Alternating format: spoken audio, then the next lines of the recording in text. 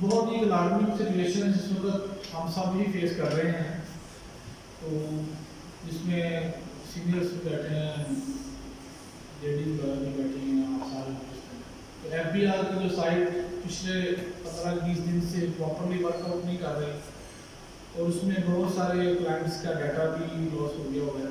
तो प्रेसिडेंट साहब ने लेटर तो लिखा है उनको बड़े तफसील के साथ और उनको कहा है कि ये हमें बताया जाए कि ये आपकी जो सिक्योरिटी का लेवल था वो क्या था, क्योंकि इनकम टैक्स के रिटर्न का ये बड़ा पीक सीजन है इस वक्त। अब यकम सितंबर 2 हो गई है, तो नेक्स्ट एक लेक्चर हम चाहेंगे इसके ऊपर फर्दर करके, तो फिर बाहरी मशावरत के साथ देखा जाए, क्योंकि रिटर्न्स के दिन होंगे डेफिनेटली हर बंदा ही इसमें मसरूफ है। अभी भी चलान जनरेट नहीं हो रहे, और हो भी रहा है तो 5-6 अटैम्प्ट के बाद जाके सिस्टम चल रहा है। FBR में सेल्स टैक्स का मामला थोड़े से डिस्टर्ब नजर आ रहे हैं, तो उम्मीद करते हैं कि इंशाअल्लाह इस फोरम के साथ उनको हम तो प्रॉपरली इंटीमेट कर रहे हैं, बता रहे हैं कि आपकी ऐसी प्रॉब्लम्स हैं। फिर मतलब अभी डेट एक्सटेंशन का लेटर हमने नहीं लिखा, अभी रूल भी नहीं है देते, लेकिन जो पोजीशन इस वक्त करंट चल रही है, मेरे कुछ दोस्त मुस्कुरा भी रहे हैं, शायद मेरी ये बात मुझे थोड़ी सी अच्छी ना लगी हो, लेकिन मैं जनरल सी बात कर रहा हूँ कि हमें ये अपने क्लाइंट्स को बावर करवाना पड़ेगा।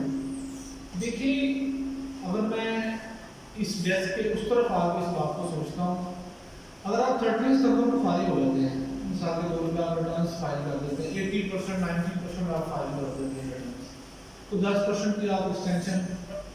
एक चीज़ जो मैं आपको बड़ी क्लैरिटी कैटेगोरिकली बताना चाहता हूँ, या आउट ऑफ द वे भी समझ लें, और होगा ऐसा ही, अगर डेट एक्सटेंड नहीं होती, इन केस आपके पास जो लास्ट टाइम वाली ऑप्शन थी वो इसी तरह ही अवेल करेगी। आप सिस्टम में जाएंगे, वहाँ पे 15 डेज की बाई लॉ एक्सटेंशन फाइल करेंगे। एक्सटेंशन फाइल करने के बाद सिस्टम एज खुद से आपको उसकी जो रिक्वेस्ट लेटर आपकी होगी एक्सटेंशन का वो पूछ करेगा, क्योंकि वकार मसूद साहब से हमारी मामला इस्लामाबाद में मीटिंग थी, इस टॉपिक के ऊपर थोड़ी सी बात हुई थी, तो उन्होंने कहा था कि हम ये जरूर कर देंगे कि आपको 1 से 2 या 3 एक्सटेंशन प्रोवाइड कर देंगे, लेकिन आपकी मेहरबानी है आप हमें डेट एक्सटेंशन के लिए लेटर ना लिखें।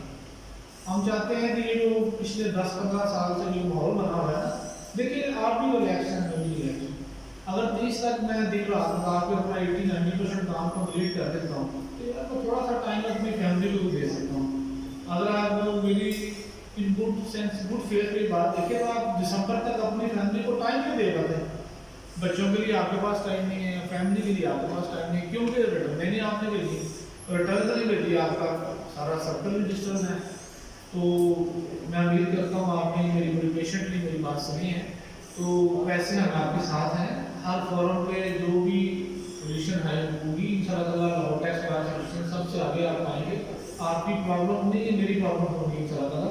आज का जो टॉपिक है कंटिन्यू कर रहे हैं व्हाट्सएप पिछले टॉपिक के साथ ही, तो क्वेश्चन आंसर्स के लिए 15 मिनट दिए जाएंगे।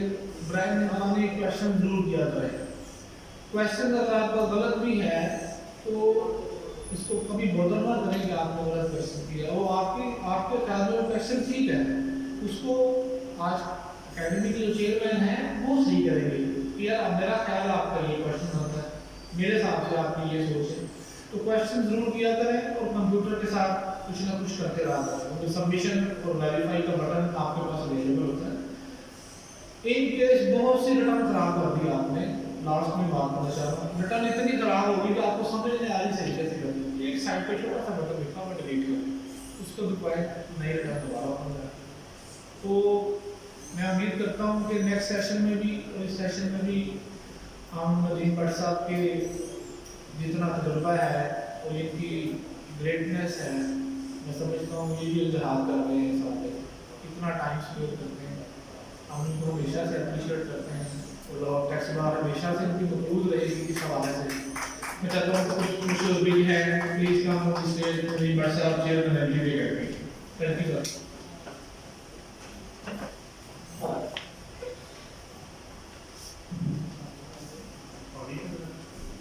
पानी दीजिए। बिस्मिल्लाहिर्रहमानिर्रहीम। तमाम दोस्तों को अस्सलाम वालेकुम। सबसे पहले एज यूजुअल आपको पता है एक ही सेंटेंस होता है कि जब भी आप दो या दो से ज़्यादा लोग मिलकर काम करते हैं तो ख़ास अल्लाह की रहमत होती है तो वो काम होता है। वैसे तो एक पता भी दुनिया में अल्लाह के बगैर भी हिल सकता है, लेकिन अगर कोई बड़ा काम बंदा करे ये तो फिर पॉसिबल ही नहीं है कि उसकी मदद के बगैर बंदा कुछ कर पाए। तो हमें सबसे पहले अल्लाह का शुक्र अदा करना है कि उसने हमें तौफीक दी कि हम मिल के कुछ नॉलेज आपस में शेयर कर सकें। जब ये शुरू हुआ था तो हम लोग शुरू में सिर्फ लाहौर टैक्स बार के लिए कर रहे थे। इस प्लेटफॉर्म में ज़्यादा टाइम नहीं मिल रहा, हर जगह पे ये चीज़ पहुंच गई। फिर उन्होंने कहा नहीं जी आप सिर्फ इसकी रिकॉर्डिंग भी करेगा, फिर हमने रिकॉर्डिंग करनी शुरू की, इसको अपलोड भी करेगा। हमने तमाम लोगों की सूरत के लिए अपना इंस्टीट्यूट ऑफ, क्योंकि एजुकेशनल है तो नाम भी एजुकेशनल ही होना चाहिए था, इसलिए मैंने institute of taxation and finance का जो चैनल आपका फेसबुक प्लस बनाया हुआ है। मेन होता है सारी फॉर्मल फ्रांस एक्टिंग है सो रिक्वेस्ट है आगे तशरीफ है तो वो बना के हमने अपलोड करना शुरू कर दी। अगर आपको पिछली कोई भी वीडियो या कुछ चाहिए तो आप YouTube पे जाकर सर्च करें institute of taxation and finance, वो आपको 260 प्लस वीडियो उसके ऊपर मिल जाएंगे। पहली बात। दूसरी बात ये है कि बुक मेरी अंडर प्रोसेस है कि ये 12th एडिशन है 2022 का। जितनी तंगी मुझे इस दफा हो रही है ना कभी नहीं हुई थी, क्योंकि मेंबर्स इतनी ज्यादा है उसको संभालना मुश्किल हुआ। बहरहाल क्लोजिंग पे है वो, अब मेरे कुछ पास पेपर है सीए के, वो मैं रिजॉल्व कर रहा हूँ सॉल्व करके न्यूमेरिकल्स उसके, तो बाकी चीजें ऑलमोस्ट हो गई हैं। तो इंशाल्लाह ताला मुझे उम्मीद है कि नेक्स्ट वीक तक जब मैं आऊँगा तो वो आपको किताब सब लोगों को फ्री में, आपको पता डिस्ट्रीब्यूशन होती है, वो सॉफ्ट फाइल सब तक पहुंच जाए। आपको मिले आप आगे जिसको मर्जी दे, सदका जारी है तो चाहे आगे अपना हिस्सा भी डाल दें। दो बातें होगी। तीसरा भी है कि ये जो टॉपिक अब आपके पास है इसमें आज जो एजेंडा है, मेरी कोशिश है कि जो पॉइंट्स मैंने मजीद कुछ बनाए हैं शॉर्ट करके, फिर मैं आपको ऑनलाइन रिटर्न भी दिखाता हूँ उसमें कैसे हो रहा है। टेक्निकल चीजें मैंने कोशिश की है कि मैं उसमें से कवर कर दूँ, बाकी जो रह जाएगा तो कुछ आप क्वेश्चन कर लेंगे उसमें, उसको देख लें। तो रिटर्न करने से पहले मुझे किन किन चीज़ों का अब लाजमी पता होना, पहले तो सेक्शन के पिछले लेक्चर में मैंने वो शेयर किया आपके साथ। सबसे पहला पॉइंट है जी, ये टोटल है, मैं आपको दिखा देता हूँ जी, 12 या 13 पॉइंट्स है, ये 14 है जी तकरीबन टोटल पॉइंट्स। अब इसके बाद मैं आपको सीधा ऑनलाइन रिटर्न जो है उसके ऊपर लेके जाऊँ। सबसे पहला पॉइंट आपके पास ये है कि मुझे legal status of the tax payer पता होना जरूरी है। इंडिविजुअल है, कंपनी है या एओपी है। क्यों? क्योंकि उनकी रिटर्न अलग है। अगर आप लीगल स्टेटस ही नहीं पहले डिफाइन करेंगे तो फिर कैसे आप रिटर्न उसकी फाइल करेंगे? एक बात। दूसरी बात यह, नेक्स्ट पॉइंट क्या है, जैसे ही आप डिटरमिन कर लेंगे आपको पता लग जाएगा, फिर उसका रेजिडेंशियल स्टेटस आप चेक करें उसका, क्योंकि इंडिविजुअल कंपनी और भी तीनों का रेजिडेंशियल स्टेटस डिटरमिन करने का तरीका अलग अलग है। Once you will determine the residential status कि बंदा रेजिडेंट है या नॉन रेजिडेंट है, तो फिर आप आगे जाएंगे और तीसरे नंबर पे फिर आप आ जाएंगे सोर्स ऑफ इनकम क्या है, उसके इनकम कौन कौन से हैं। 5 हेड्स ऑफ इनकम है, मैं आपको पहले बता चुका हूँ। इनकम फ्रॉम सैलरी है, इनकम फ्रॉम प्रॉपर्टी है, बिजनेस इनकम है, कैपिटल गेन है और इनकम फ्रॉम अदर सोर्सेज। तो आप अपने क्लाइंट का चेक करें कि भाई आपके पास पैसे कौन कौन से हैं, कहाँ से आ रहे हैं। फिर उसकी स्ट्रीम ऑफ इनकम चेक कर लें कि नॉर्मल टैक्स रिजीम में है, फाइनल टैक्स रिजीम में है, मिनिमम टैक्स रिजीम में है, सेपरेट ब्लॉक के अंदर कवर्ड है, वो आप चेक करें। इस पूरे चीज़ों को पढ़ने के बाद सबसे ज़्यादा जिम्मेदारी जो बंदा रिटर्न फाइल कर रहा है उसके ऊपर आती है। वो पढ़ना भी उसने है, अपडेट भी उसने होना है, बनाना भी उसने है, फीड भी उसने करना है, चेक भी उसी ने करना है। उसकी सबमिशन भी उसने करनी है और कल को शो का जमाना है जो आप भी उसी ने देना है। तो सारी जिम्मेदारी अंदर जो ई इंटरमीडिएरी है, टैक्स कंसल्टेंट है, चार्टर्ड अकाउंटेंट है, आईटीपी है, व्हाटएवर, वो उसके ऊपर बहुत ज्यादा जिम्मेदारी बढ़ गई। नंबर 4, ये बड़ा इंपॉर्टेंट पॉइंट है कि अब अगर आपका बिजनेस नया है या पुराना है, दोनों सुन लो, मैंने दोनों साइड्स कवर कर दी है। मैंने लिखा हुआ है sources of investment in new या old business and personal assets. जैसे ही आप पहले बिजनेस की रिटर्न फाइल करते हैं तो पहला क्वेश्चन आपसे ये होगा, भाई पैसे कहाँ से आए। अगर मैंने लैंड, बिल्डिंग और प्लांट एंड मशीनरी खरीदी है, या फर्स्ट बिजली का बिल पे किया है, या फर्स्ट मैंने लेबर की कॉस्ट पे की है, तो अमूमन क्या होता है कि सेल बाद में होती है, चीज बनेगी तो जाएगी ना जनाब। पहले पैसा कहाँ से आया आपके पास से, उसके बाद जो आपने किया, वो जो जनरेट किया, उसका टैक्स किधर है। ये दोनों अलग अलग क्वेश्चन है। अगर आप नई इन्वेस्टमेंट करेंगे पुराने बिजनेस में तो क्वेश्चन फिर उधर ही है। तो मैंने जी 4 करोड़ की मशीनरी इंपोर्ट की है, ठीक है जनाब, पैसा कहाँ से आया, आपके पास तो पैसा ही नहीं था। जी मैंने मर्सिडीज गाड़ी खरीदी है, प्राडो गाड़ी खरीदी है, ठीक है जी खरीदी आपने, पैसा कहाँ से आया। तो जब भी आप इन्वेस्टमेंट करेंगे नए या पुराने बिजनेस में, आपको सोर्सेज लाजमी कवर करने हैं कि पैसा कहाँ से है, वरना 111 सेक्शन हिट होगा और डीम्ड इनकम बना के आपको टैक्स में ला देंगे। तो इसका मतलब ये हुआ कि बिजनेस भी कवर्ड हो गया और पर्सनल भी कवर्ड हो गया। अब चाहे आप पर्सनल गाड़ी खरीदें या दफ्तर की खरीदें, आप घर दफ्तर के लिए खरीदें या ऑफिस के लिए खरीदें, दोनों सूट हो गए। नंबर 5,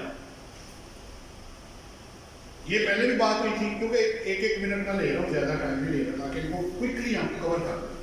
5वां आपके सामने है कि आपने उसका MIS सिस्टम और FBR का जो मालूमात है उसको भी चेक करना है कि वहां पे कौन सी इंफॉर्मेशन ऑलरेडी अपलोड हो चुकी है। जितने भी टैक्स ईयर 2015 के नोटिस लोगों को इशू हुए हैं वो इन 2 की वजह से हुए। भाई मैं अगर टैक्सेशन ऑफिसर हूं तो मुझे कैसे पता कि आपने प्रॉपर्टी खरीदी है। दुनिया में तो कितने लोग रजिस्टर करते हैं, मुझे आपका कैसे पता लग गया।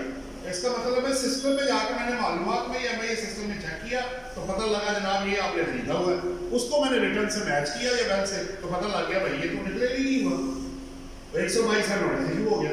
एक ये पॉइंट है। और दूसरा जो वेल्थ स्टेटमेंट आप रिकंसिलिएशन के साथ फाइल करते हैं, वहां अदर्स का एक रो बनी हुई है, वो अदर्स के साथ लिखा कुछ नहीं हुआ। 10 नोटिस की तो मैं जवाब दे चुका हूँ कि अदर्स क्या है भाई। पिछले 5 साल से तो मैं कह रहा हूँ कि खुदारा ये अदर्स के साथ प्लस का बटन डाल दें ताकि पता हो कि ये क्या है, कैपिटल गेन है, कैपिटल रिसीट है, क्या चीज है। जो स्पेसिफाइड है वो तो निकल जाते हैं। अब अदर्स का किसी को भी नहीं पता, जब तक आप एक्सप्लेन नहीं करेंगे फिर वो हेडिंग भी नहीं लिखने देता। मैं पर्टिकुलर कुछ लिख दूं कि जी gain on disposal of asset हुआ है, वो भी नहीं है, तो क्या है फिर अदर। और उसकी वजह से कुछ लोग निकल भी गए हैं और कुछ लोग उसमें फंस भी गए हैं। एक केस में आपको छोटा सा कोट करता चलूं। इसके बाद एक बंदे ने गलती क्या की, वेल्थ स्टेटमेंट बनाई, खुद ही वो फाइल कर रहा था। उसने घर पहले साल शो किया 25 लाख रुपए में, 5 साल के अंदर अंदर वो चला गया 1 करोड़ के ऊपर। वो क्या करता गया, एसेट में ऐड करता गया, रिकंसिलिएशन में डालता गया, उधर करता गया, इधर करता गया, ऐड करते करते अल्टीमेटली शोकाज आ गया कि भाई ये आपने जो अदर्स में डाला ये क्या है। अब उनको पता नहीं था कि वेल्थ एक्चुअल कॉस्ट पर बनाई जाती है, उसका फेयर मार्केट वैल्यू के साथ कोई ताल्लुक नहीं। वो डिफरेंस उन्होंने हम एक्सप्लेन करके इनकम बना के उसको टैक्स लगा दिया। सिर्फ क्या है, इंफॉर्मेशन डिक्लेयर या पास ऑन सही नहीं की गई। ज्यादा केसेस इसी वजह से फंस जाते हैं कि डिक्लेरेशन सही नहीं हो रही। इसलिए इसको भी चेक करें। और नेक्स्ट साथ ही आगे पॉइंट है कि जो डाटा आपको क्लाइंट दे रहा है, देखिए डाटा बड़ा सिंपल है, कोई रॉकेट साइंस नहीं है जो आपको समझ रहा है। जितनी भी इनकम और एक्सपेंसिव है या एसेट एंड लायबिलिटी है उसके सपोर्टिंग डॉक्यूमेंट आप ले लें। मसलन अगर आप सैलरी इनकम कमा रहे हैं तो सैलरी सर्टिफिकेट और बैंक स्टेटमेंट मुझे दे दें एम्प्लॉयर का, ठीक है, बैंक स्टेटमेंट अपनी और प्लस सैलरी सर्टिफिकेट, और सैलरी स्लिप है तो वो भी दे दें। आप कहते हैं मेरी प्रॉपर्टी इनकम है तो रेंट एग्रीमेंट दे दें, टर्मिनेशन का एग्रीमेंट दे दें, जो एक्चुअल एक्सपेंडिचर की है, इंश्योरेंस है, कलेक्शन चार्जेस है, मार्कअप है, उसके सपोर्टिंग मुझे दे दो। आगे चलो, बिजनेस इनकम में है तो जितनी आपने सेल की है, चाहे पीआरए के थ्रू हुई है या आपकी एफबीआर के थ्रू हुई है, गुड्स की या सर्विसेज की, उसकी मुझे सेल टैक्स की इनवॉइसेस और रिटर्न दे दें। वैसे तो नेक्स्ट ईयर आपको पता है उसमें आए होते हैं सेल टैक्स रिटर्न, नेक्स्ट ए और नेक्स्ट सी है आपका। फिर आप आ जाए बैंक स्टेटमेंट के अंदर। बैंक स्टेटमेंट में जितनी एंट्रीज आई है डेबिट और क्रेडिट, उसकी एक्सप्लेनेशन जरूर लें उनसे, वरना फिर 111 सेक्शन आपके सामने आ जाएगा। कैपिटल गेन में चले जाए, पांचों में एक चीज कॉमन आ रही है कि आपने इनकम कहां से जनरेट की है, उसका सपोर्टिंग डॉक्यूमेंट दे दोगे। फिर आप चले गए कैपिटल गेन, आपने कभी कैपिटल एसेट खरीदा, प्रॉपर्टी खरीदी, शेयर खरीदे, जो भी आपने खरीदा, उसके परचेज करने का एविडेंस किधर है। फिर आपने अगर डिस्पोजल किया तो डिस्पोजल के जो एक्सपेंसेस है, और कब बेचा, किसको बेचा, कितने का बेचा, और क्या एक्सपेंसेस आपके हैं डिस्पोजल पे, फिर आप मुझे देंगे।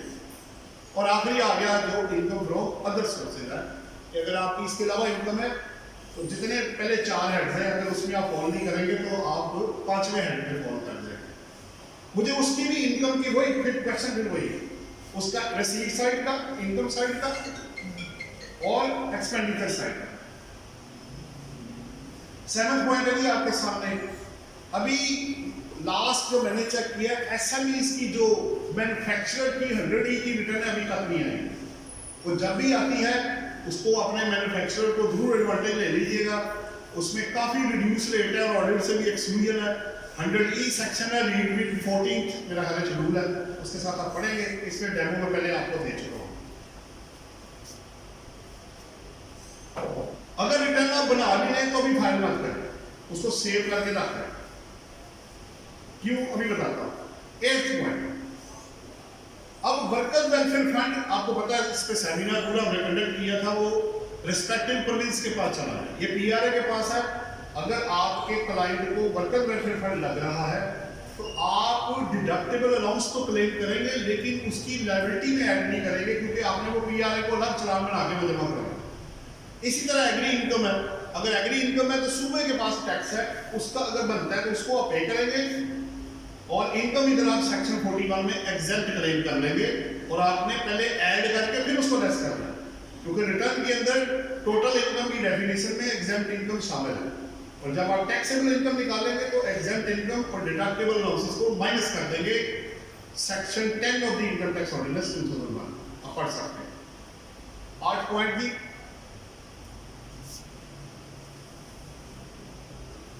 नेक्स्ट, अब ये तो अब आप एक स्टैंडर्ड प्रिंसिपल समझ लें, याद कर लें, पंजाबी जी की कहते हैं पन्नू ना बन लो, जे कुछ पा लो, सीधी सी बात है। अब अकाउंट्स, जितनी भी बिजनेस इनकम है वो अकाउंट्स बनाए बगैर भाई आगे नहीं जा सकता। क्यों? 2 पॉइंट्स। पहली बात ये, क्योंकि वर्क बैक का तरीका हो गया खत्म, अब वो अवेलेबल नहीं है, सिर्फ सुपर टैक्स के लिए, 4A के लिए। अब आपकी रिटर्न के लिए वर्क बैक नहीं होना, इंप्यूटेबल इनकम अब आप सिर्फ सुपर टैक्स के लिए कैलकुलेट करेंगे, अदरवाइज इंप्यूटेबल इनकम का कॉन्सेप्ट एप्लीकेबल नहीं है। अब आप एक्चुअल प्रॉफिट एंड लॉस को बनाएंगे, और उसके बगैर ना तो आप प्रॉफिट निकाल सकते हैं ना लॉस निकाल सकते हैं। और मैजिशियन तो हम लोग हैं नहीं कि गेस कर लें कि अगर बंदे की 4 करोड़ सेल है तो 10 लाख का प्रॉफिट होगा, 6 लाख का लॉस होगा, 2 करोड़ का प्रॉफिट होगा। गैस वर्क नहीं है। रियल बेसिस पे जो प्रॉफिट या लॉस होगा उसी का क्रेडिट आपके कैपिटल के अंदर जाएगा।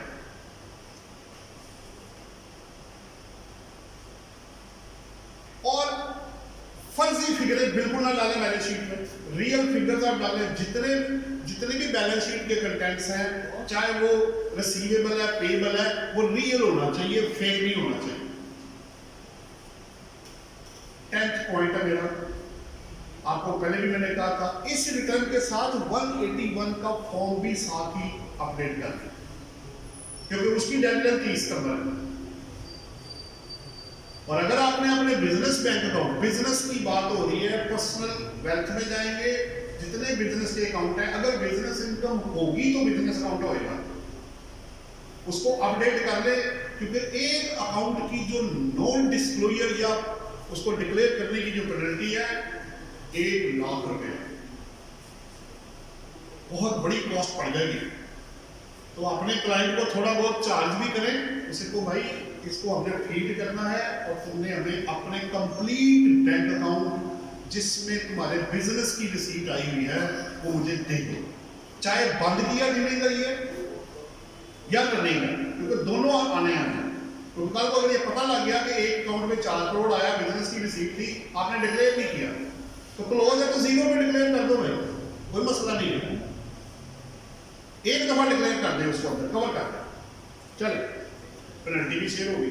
11 अभी जी एक अच्छी चीज है, ये सर्कुलर 5 अभी आया है, अभी मैं देख रहा था कि पहले आपको पता है काफी इस पे बहुत ज्यादा ले दे हो चुकी है कि फॉरेन रेमिटेंस जो 111 वाली आती थी वेस्टर्न यूनियन के थ्रू, मनी चेंजर के थ्रू, ठीक है, मनीग्राम के थ्रू, उसको बैंकिंग चैनल नहीं समझा जाता। अब उन्होंने क्लियर कर दिया कि जितनी पीछे एक्सप्लेनेशन है सब फालत, बल्कि डिपार्टमेंट को कहा सारी अपील विड्रॉ कर ले। अगर कोई बंदा वेस्टर्न यूनियन के थ्रू भी पैसे लेके आता है तो आप उसको चेक कर ले, लेकिन इसमें 2-3 पॉइंट्स में सिर्फ ऐड कर नंबर 1, 2-3 पॉइंट्स, वो पैसा किसने भेजा, किसको भेजा और क्यों भेजा, ये आप चेक जरूर कर लीजिएगा। 2 तरह का पैसा आपको बताया, या तो अपना होता है या आप अनएक्सप्लेन्ड वाला होता है। अगर अपना पैसा है फिर तो बड़ा सिंपल है कि आपने वहाँ रिटर्न एप्लीकेबल थी तो फाइल की होगी, नहीं की तो जाहिर बात है वहाँ अगर लॉ एप्लीकेबल नहीं है तो नॉन रेजिडेंट की फॉरेन सोर्स इनकम पाकिस्तान में टैक्सेबल नहीं है। तो जितने लोग बाहर अपनी फैमिली को पैसे भेजते हैं वो पाकिस्तान में टैक्सेबल नहीं है। 12 अपनी कंपटीशन पहले बनाए, कभी भी डायरेक्ट रिटर्न के अंदर जाकर फीडी ना जाए, अपनी कंपटीशन बनाए, उसमें अपनी कैलकुलेशन बनाए, जितना भी टैक्स बनता है इनकम वो कैलकुलेट कर लें। अब आपको पता है मैनुअल रिटर्न भी आ गई हुई है, लेकिन उसका फायदा को नहीं नजर आ रहा। वाई? दिस इज वाई कि जब तक आप ऑनलाइन ई पोर्टल पे रिटर्न फाइल नहीं करेंगे आप एक्टिव टैक्स पेयर की लिस्ट में नहीं आ सकते। तो जब मैं आ ही नहीं सकता तो मुझे मैनुअल रिटर्न फाइल करने का फायदा क्या, जो कि बड़े थोड़े से रह गए पे अप्लाई नहीं होता कि वो मैनुअल रिटर्न फाइल कर सकते हैं। फिर लाइन में लगेंगे, फिर कल तो वो कह देंगे ये फेक है, फिर आप क्या करेंगे? ऑनलाइन वाले को चैलेंज नहीं हो सकता जनाब, वो फाइल है, सॉफ्ट कॉपी मेरे पास है, ठीक है, वो फाइल में रखे, अपने पास हार्ड भी रखे ताकि आपके पास प्रूफ हो कि आपकी रिटर्न फाइल मिलेगी। और ऐसा अगर आपके 12 बजे फाइल करें, आपको लाइन में नहीं लगना, नेट चलता हो, अगर प्रॉब्लम नहीं है जैसे इरफान साहब ने बताया तो फाइल करके दाम छोड़ा, उसी वक्त सेव भी कर ले और प्रिंट भी निकाल ले, फाइल में लगाए, क्लोज करें उसको, और अपनी कंपटीशन को जो वो रिजल्ट दे रहा है उससे मैच कर ले। आपको पता लग जाएगा कि वो गलत कर रहा है या आप गलत कर रहे हैं या दोनों गलत कर रहे हैं, क्या होगा? उसको मैच करें, वो आपका काम चेक करेगा, आप उसका चेक करें, तो इस तरह आप फीडिंग लेवल तक पहुंच जाएंगे। लेकिन इस सारे को पढ़ के एक चीज समझ आती है कि सारी जिम्मेदारी, जैसे मैंने पहले कहा, वो जो बंदा अंदर डाटा फीड कर रहा है, जो कि टैक्स कंसल्टेंट है, जो अपनी फीस चार्ज कर रहा है, उस पर बहुत बड़ी जिम्मेदारी आ गई, पहले भी थी। ये कुछ पॉइंट्स थे जो मैंने आपसे शेयर कर रहे थे। अब मैं आपको रिटर्न के अंदर ले जा रहा हूं, जो मैंने कोशिश की कि हर एक में से कुछ टेक्निकल चीजें मैं देखूं जो आपके साथ में शेयर कर सकूं।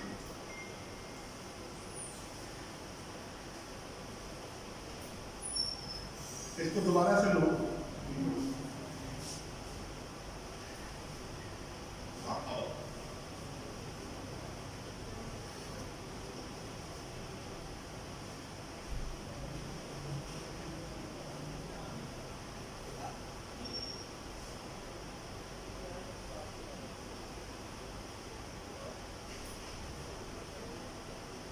जी। ये आपके पास रिटर्न यदि आप फॉर्मेट, आपको पता है सैलरी वाले पे तो हम पहले बात कर चुके हैं, सैलरी पे काफी डिटेल में हमने टेस्ट, पिछला जो सेशन हुआ था वो प्योरली सैलरी के ऊपर ही बने सी। अब मैं जा रहा हूँ, आप सैलरी में वैसे कोई अमाउंट डाल दो, 10-1 लाख डाल दो क्या, ताकि ये भी साथ कवर हो।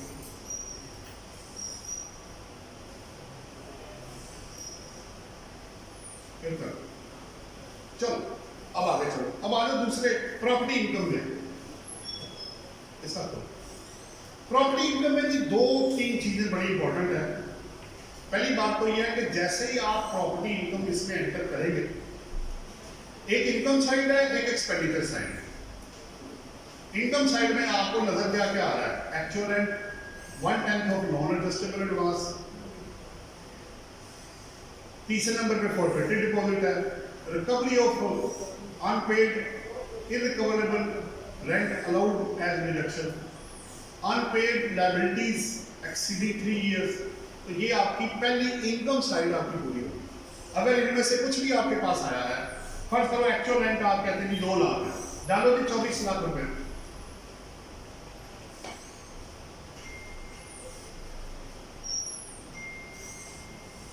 करो ये 24 लाख आ गए।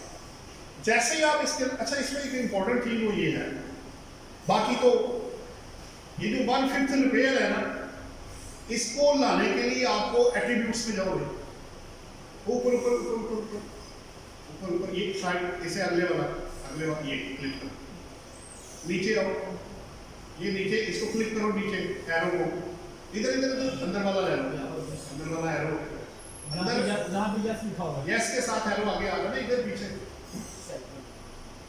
नहीं तो बताना ये आपको उधर लिखा हुआ है कि अगर, अच्छा ये लिखा हुआ ना थोड़ा थोड़ा गड़बड़ है इसके अंदर। इस साल के लिए कानून ये है कि अगर आपकी प्रॉपर्टी इनकम जितनी भी है ना एज ए इंडिविजुअल हो रही होगी, तो आपकी चॉइस है कि आप चाहे डिडक्शन माइनस करके टैक्स पे कर दें या ग्रॉस रिसीट के ऊपर टैक्स दें, चॉइस आपकी। यहां जाके अगर आप कहते हैं यहां करो जी नो, अब वापस आ जाओगे प्रॉपर्टी वाला। अच्छा इसको कैलकुलेट करो जरा, ये देखिए 1/5 उड़ा दिया उसे। अगर मैं ये नहीं लेना चाहता, मैं सेपरेट ब्लॉक में टैक्स देना चाहता हूं, तो मैं वहां एट्रीब्यूट में जाके कहूंगा नो। अगर मैं लेना चाहता हूं कि नहीं मैंने खर्चे माइनस कर लिए, आप जब तक यस या नो को प्रेस नहीं करेंगे यहां पे 1/5 नहीं आएगा। अगर आप यस कर देंगे तो वो माइनस हो जाएगा। तो ये जरा नोट कर लें, लिखा 40 लाख हुआ है, लेकिन ऑप्शन इस साल के लिए लीगली ये है कि चाहे आपकी इनकम 20 लाख है, 10 लाख है, प्रॉपर्टी इनकम अगर आपकी है तो आपके पास ऑप्शन है। ये पहले होती थी कि जी 40 लाख तक ऑप्शन होती थी कि आप किसमें जाना चाहते हैं, अब नहीं है। 21 में ये ओपन है कि चाहे आप खर्चे माइनस करके पे करते हैं, और 1/5 फिक्स है। रिपेयर एक्सपेंस हो या ना हो, ये स्टैट्यूटरी अलाउंस है, ये आपको मिलना ही मिलना है, यानी 20% आप इसको करें, 20% ऑफ दी जो रेंट चार्जेबल टैक्स आएगा वो आपको मिल जाएगा। बाकी सारे एक्चुअल बेस पे है, वो जो जो आप फीड करेंगे अगर आप लेंगे तो वो माइनस करेगा, नहीं तो करवा दें ताकि बाकी बता दो कैसे क्या करते हैं। 1/5 कैसे जाना है। हाँ जी, उसको यस कर, अब यस करें, अब उधर आओ वापस, एक मिनट इसको जरा कैलकुलेट करो दोबारा। ये 1/5 आ गया। इवन के 40 लाख से कम भी है तो फिर भी 1/5 आपको मिल जाएगा। आपका क्वेश्चन इससे कनेक्टेड है।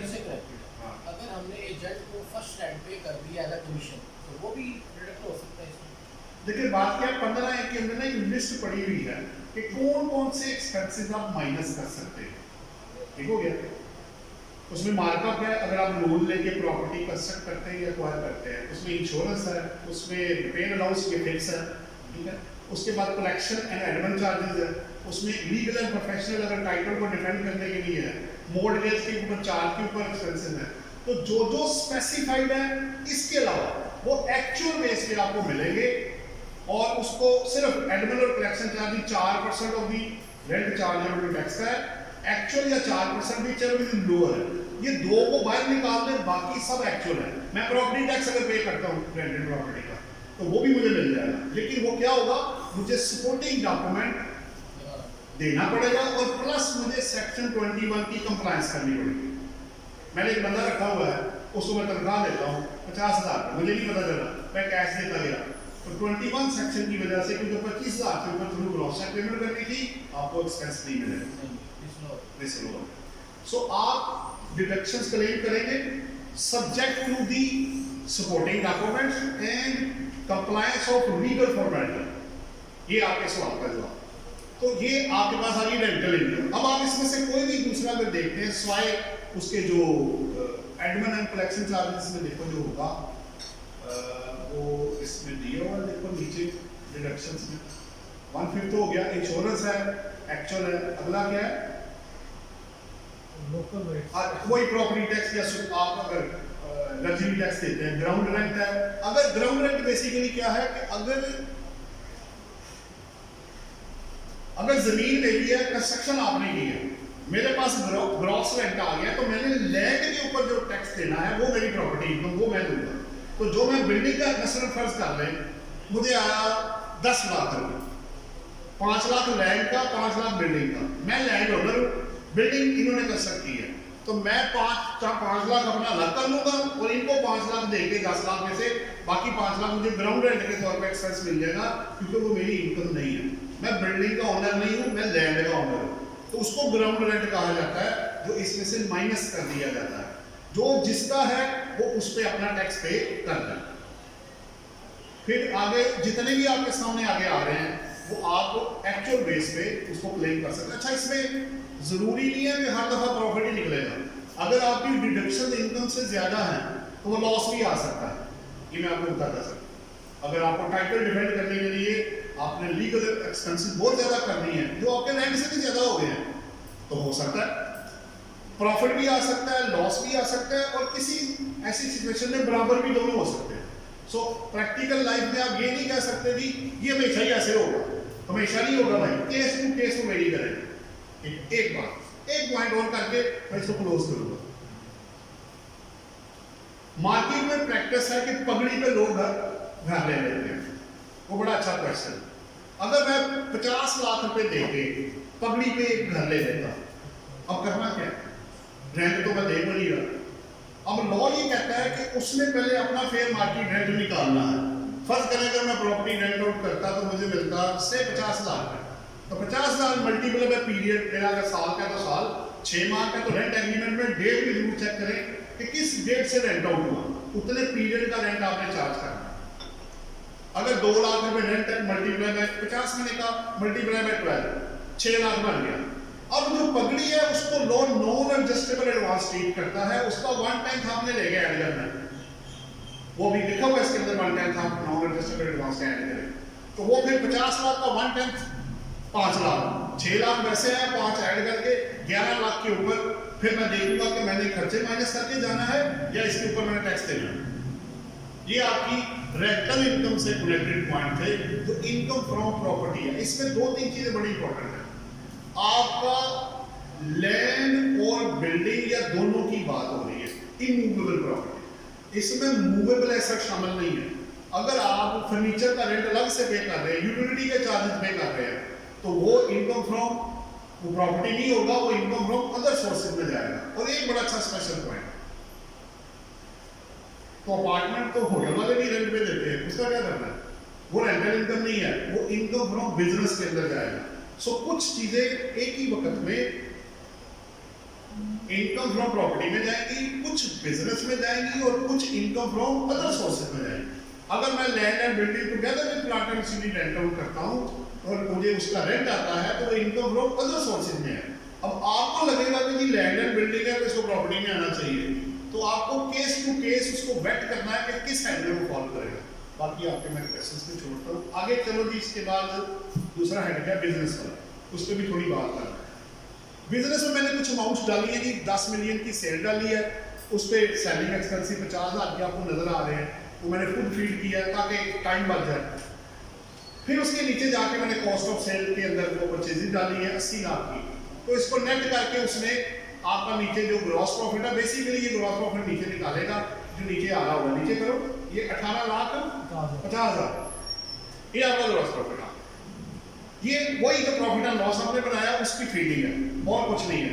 अगले पे अगर क्या देखो, अगर अदर इसके अलावा मैंने अपने पास से अज्यूम किया कि मेरे पास अदर बिजनेस में कोई पैसा आया हुआ है, वो मैंने 90,000 उसके अंदर डाल दिया और गेन बाय ये मैंने ये भी अज्यूम किया है। आपको पता है ये जो मिनिस्ट्री आपकी 2019 वाली है, तो उसके बाद ये आपका बिल्डर एंड डेवलपर आ गया, उसमें लॉ ने ये कहा कि अगर आपका प्रॉफिट 10 टाइम जो कि टैक्स से ज्यादा है, मसलन मैंने टैक्स पे किया 2 लाख रुपए, उसका 10 टाइम बनता है 20 लाख रुपए, लेकिन मेरा actual profit as a builder developer आ रहा है 50 लाख रुपए, तो 50 में से 20 माइनस कर दें और बाकी को इधर ला के आप नॉर्मल टैक्स जमा करा दें तो वाइड कर देना। ये असल में उन्होंने किया। तो अब जिन्होंने अवेल किया होगा, जिनका प्रॉफिट टैक्स के 10 टाइम से ज्यादा होगा, वो इधर आके उस प्रॉफिट को डिक्लेयर करेंगे, अगर उसने बिल्डर एंड डेवलपर वाले की स्कीम अवेल की होगी तो। अच्छा, आगे क्या जी, मैनेजमेंट एक्सपेंसेस है जो आपके एक्चुअल वेस में डाल दें, ठीक है।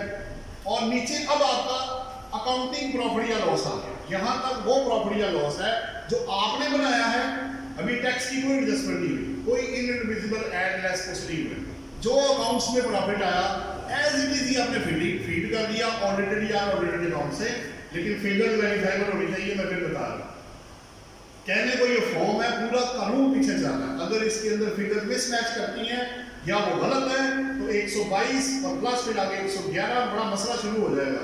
तो figure must be verifiable, assumed या फेक फिगर मत डालिएगा, गड़बड़ हो जाएगी सारी। नेक्स्ट इसका आगे देखो, फिर वो आगे अगले पेज पे ले गया आपको कि इसमें कौन से हाँ जी क्या था इसके अंदर, ये इनडिविजिबल, आप ऊपर देखिए इनडिविजिबल है, नीचे आओ एक और भी होगा और साथ ही इनडिविजिबल भी होगा, उसकी हेडिंग भी उसने दी। ये इनडिविजिबल है जो आपके ऐड बैक होने हैं सेक्शन 21 या और सेक्शंस की वजह से ऊपर ऐड होंगे, जैसे अकाउंटिंग डेप्शन इसमें ऐड हुई है, और टैक्स वाली फिर आपकी लेस कर देंगे। तो आपके पास फिर आपका क्या आ जाएगा, नीचे अभी ऊपर आपका रिजल्ट आ गया होगा, ये आपका इंडिविजुअल डिडक्शन है नीचे आओ, और ये आपका यहाँ से 1 लाख ये प्री इन्वेस्टमेंट वाला आप निकालो, उधर चलो, बिजनेस के अलावा सीक्वेंस में चलो, फिर आते हैं उधर ट्रेडिंग नहीं, ये अब एडजस्टमेंट में आ जाओ। अगर लॉसेस के अगेंस्ट आपने एडजस्टमेंट करनी है, अगर पिछले सालों में आपके लॉस पड़े हुए हैं तो आपको पता है कि 6 साल तक आप बिजनेस का लॉस कैरी फॉरवर्ड कर सकते हैं, और एडजस्टमेंट आप बिजनेस इनकम के अगेंस्ट कर सकते हैं, दूसरे हेड के अगेंस्ट नहीं कर सकते। तो इसलिए उसने बिजनेस में जगह दी हुई है। अगर आपका बिजनेस लॉस है पिछले सालों में आ रहा है जो एज पर रिटर्न आप डिक्लेयर कर चुके हुए हैं, तो आप देख लें उसमें 15 देखें इसके अंदर आया हुआ है, तो 15 का लॉस 16, 17, 18, 19, 20, 21 ये आखिरी साल है उसका। अगर तो बिजनेस लॉस एडजस्ट हो गया तो ठीक है, वरना वो डेड हो जाएगा। मसलन मेरा 15 का लॉस है 20 लाख रुपए और 21 में मेरा जो 21 में भी लॉस है, तो 15 का बिजनेस लॉस ऑटोमेटिक डेड हो जाएगा, वो अब आगे नहीं जाएगा क्योंकि 6 साल तक उसमें जाना था। अगर एडजस्टमेंट होगी ठीक है, वरना हो गया। अच्छा जी आगे देखो, ये आपकी बैलेंस शीट है, मैंने 2 फिगर्स डाली हैं। ये जो कैपिटल यहां आएगा ये आपकी वेल्थ स्टेटमेंट के अंदर जाएगा, इसलिए मैंने डाला इसके अंदर। आपको मैंने लैंड डाल दी 10 लाख की, और ये दोनों साइड बराबर होनी चाहिए। कैपिटल बैलेंस शीट जो होती है वो टैली होती है, डबल एंट्री कॉन्सेप्ट होता है। तो 10 लाख आपकी जाएगा अगर आप इंडिविजुअल की रिटर्न बना रहे हैं या फीड कर रहे हैं, तो ये वाला जो कैपिटल यहां होगा ये आपकी उधर जाएगा बैलेंस शीट के और वेल्थ स्टेटमेंट के अंदर कि capital in ABC and company कितना इतना। अगर आप पार्टनर होंगे तो शेयर आपका आ जाएगा उसके अंदर। आगे देखो कैपिटल गेन है, हाँ जी कैपिटल गेन की तरफ आ जाओ, चौथा हेड जो है इसमें ना 2-3 चीजें बड़ी इंपॉर्टेंट है। कैपिटल गेन को समझने के लिए 4 चीजें आपको कवर करनी पड़ेगी। क्या मेरा एसेट कैपिटल एसेट है, पहला सवाल। अगर वो कैपिटल एसेट है तो फिर उसकी 4 आगे सब ब्रांचेस खुलेंगे। अगर वो लिस्टेड कंपनी के शेयर हैं या सिक्योरिटीज हैं तो 37A में जाएगा, उसका ब्लॉक सेपरेट है, सेपरेट उसको टैक्स चार्ज किया जाएगा जो उन्होंने फिक्स कर दिया हो। नंबर 1। नंबर 2, अगर आप अदर देन लिस्टेड कंपनी या पब्लिक कंपनी के अलावा के शेयर बेचेंगे वो 37 के अंदर आएगा, उसकी नॉर्मल टैक्सेशन है। अगर आप प्रॉपर्टी बेचते हैं इमूवेबल जाती, तो वो 37(1)A के अंदर है, उसको भी सेपरेट ब्लॉक में उन्होंने डाला हुआ है जो 4 साल बाद 0% हो जाता है अगर कोई गेन आए। और चौथा उन्होंने डाला हुआ है आपके वो पर्सनल एसेट जो मूवेबल है, jewellery, medallion, first day cover, जो सेक्शन 38(5) में डिफाइंड है। तो पहले आपको सर्च ये करना है कि कि आपका कैपिटल एसेट के किस कैटेगरी में फॉल करता है, उसके मुताबिक फिर आप कैलकुलेशन करेंगे, वो फिर आपका बाहर आएगा कि कितना करना है। इसके अंदर उन्होंने इस हेडिंग में सिर्फ सिक्योरिटीज डाला हुआ है और बाकी जितने आपके एसेट्स हैं वो नेक्स्ट वो जो आपके एडजस्टेबल और सेपरेबल ब्लॉक वाले हैं वहां पर पड़े हुए हैं। ये बस आपको बताना था। इसमें वर्ड लिखा भी हुआ है नीचे, देखो लॉन्ग टर्म वाला खोलो भाई, इसी को क्लिक करो, ये देखिए क्या लिखा हुआ है। लॉन्ग टर्म आपके एसेट्स कौन से, सिक्योरिटीज। शॉर्ट टर्म में भी यही है, अगर आपकी कोई डिडक्शन है तो माइनस करके आप कैपिटल गेन निकालेंगे। वो मैंने अज्यूम किया कि 8 लाख का मैंने बेचा, 70,000 मेरी कॉस्ट आई और बाकी डिफरेंशियल जो है वो 7,30,000 है। अगर सिक्योरिटी है तो मैंने आगे से माइनस कर देना है क्योंकि मेरा सेपरेट ब्लॉक है, क्योंकि अगर मैंने माइनस ना किया वो मेरे नॉर्मल में चला जाएगा और मुझे टैक्स लग जाएगा। सो अगर सिक्योरिटी है तो सेपरेट ब्लॉक है, और अगर यही ये प्राइवेट कंपनी होती या पब्लिक कंपनी ना होती तो मैं आगे वो FTR वाले माइनस ना करता, सेपरेट वाले, इसमें नॉर्मल टैक्स आपको लग जाता। कैपिटल गेन में एक और चीज, अगर आप प्रॉपर्टी और सिक्योरिटीज के अलावा एसेट बेचेंगे, 1 साल के बाद बेचेंगे तो 25% एग्जेम्प्ट हो जाएगा। मसलन मैंने 10 लाख का जो शेयर थे वो मैंने 15 लाख के बेच दिए, 5 लाख का मुझे गेन आ गया और मैंने बेचे 1 साल बाद, तो 5 लाख का 25%, 1,25,000 एग्जेम्प्ट हो जाएगा और बाकी 3,75,000 जो होगा उसमें मुझे नॉर्मल टैक्सेशन मेरे इनकम में ऐड करके टैक्स लगेगा। ये इसके अंदर, लेकिन ये प्रिंसिपल आप सिक्योरिटीज और इमूवेबल प्रॉपर्टी में अप्लाई नहीं करेंगे, उनका प्रिंसिपल अपना है। अच्छा आगे चलो जी, ये भी हो गया। अदर सोर्सेज में आ गया। अदर सोर्सेज में आने के लिए ना सबसे मेन चीज पता क्या है, जब तक सेक्शन 39 ये कहता है जब तक आप पहले 4 हेड्स को डीएक्टिवेट नहीं करेंगे 5वां एक्टिवेट नहीं होगा। मसलन अगर मेरी इनकम सैलरी इनकम में चली गई, मैं अदर इनकम में नहीं जा सकता उसको। अगर बिजनेस में गई, मैं सेल परचेज कर रहा हूँ, एक बंदे ने कहा जी आपकी तो अदर इनकम है, मैंने कहा नहीं भाई मेरी बिजनेस इनकम है। तो जब तक पहले 4 हेड्स में से आप बाहर नहीं निकलेंगे आप 5वें में नहीं जा सकते। लॉ ने यही 39 के थ्रू आपको क्लियरली लिखा हो, आप जाके पढ़ सकते हैं। पहली बात, इसका मतलब ये हुआ कि इसमें जितनी इनकम आएंगी वो पहले 4 हेड्स में फॉल नहीं करती होंगी। आप देखिए, कोई भी देखे इसमें आपको रॉयल्टी आप देख लें, अगर बिजनेस में गया तो उधर, अदरवाइज इधर। अगर प्रॉफिट ऑन डेट है, बैंकिंग कंपनी को देखें, लोन लेना देना है, उनको जो मार्कअप आता है उनकी बिजनेस इनकम है। आपने अगर कोई इन्वेस्टमेंट की है, PLS अकाउंट है या नेशनल सेविंग सेंटर में इन्वेस्टमेंट है, आपको जो रिटर्न आएगा वो बिजनेस इनकम नहीं है, वो इनकम फ्रॉम अदर सोर्सेज में आएगा। तो ये इसमें बड़ा इंपॉर्टेंट पॉइंट है कि आपको देखना पड़ेगा कि आप इनकम फ्रॉम अदर सोर्सेज में फॉल भी करते हैं कि नहीं करते हैं। नेक्स्ट दिखाओ जी, 5 हेड्स पूरे हुए। अब इसके साथ जो फॉरेन इनकम मैंने आपको पहले बताया, जैसे पाकिस्तान सोर्स इनकम हो सकती है वैसे फॉरेन सोर्स भी हो सकती है। तो 5 हेड उसी तरह ही है, लिखे मैं आपके सामने। प्रिंसिपल क्या याद रखना है कि रेजिडेंट वर्ल्ड इनकम पे टैक्स पे करेगा और नॉन रेजिडेंट सिर्फ उस इनकम पे टैक्स पे करेगा जो वो पाकिस्तान सोर्स इनकम पाकिस्तान में कमाएगा। बेसिकली बात ये होगी, उसकी बाहर की इनकम, जितने लोग आपके रिलेटिव बाहर है, दोस्त बाहर है, वो वहां से कमा के जब पैसे पाकिस्तान में भेजते हैं थ्रू बैंकिंग चैनल, या यहाँ भी एक इंपॉर्टेंट चीज है, उसके पाकिस्तान में आने का प्रूफ होना जरूरी है। बाय हैंड जो पैसे आप कैरी करते हैं वो भी वाइट हो सकते हैं। अगर आप पाकिस्तान एयरपोर्ट पे कस्टम वालों से स्टैंप लगवा लेते हैं इतने डॉलर मैं बाहर से लेके आ रहा हूँ, जो आपको पता है 10,000 से ज्यादा जनरली नहीं होते, अगर लिमिट कल को बढ़ ना जाए।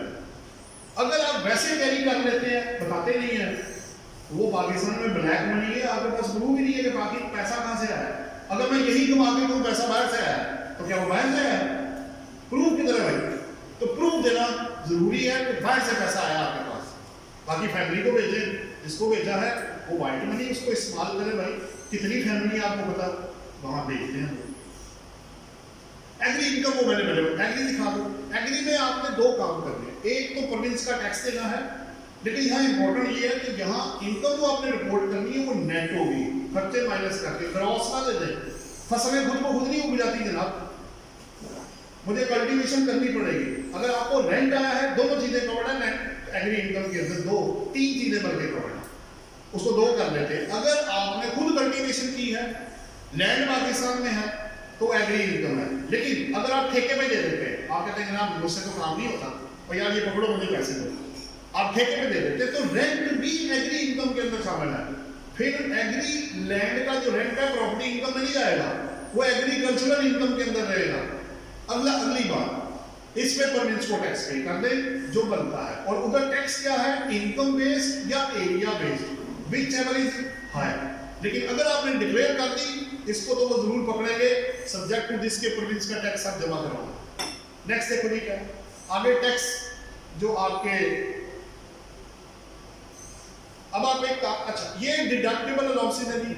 अगर आपको इसमें से आपने ज़कात under the Zakat and initial ordinance बैगर को, किसी रिलेटिव को या वैसे ज़कात दी है, वो इसके अंदर नहीं मिलेगी आपको। वर्कर वेलफेयर फंड अगर एप्लीकेबल है, आप डिडक्टेबल अलाउंस के तौर पे माइनस कर सकते हैं, लेकिन पेमेंट आपने पीआरए को करनी है, इसको नहीं करनी। तीसरा प्रॉफिट ऑन डेट, अगर आप ये प्रॉफिट ऑन डेट कौन सा है, ये आपने पे किया है घर को अक्वायर करके बनाने के लिए या कंस्ट्रक्ट करने के लिए, ये वो वाला मार्कअप है जिसपे आपको डिडक्टेबल अलाउंस मिलेगा।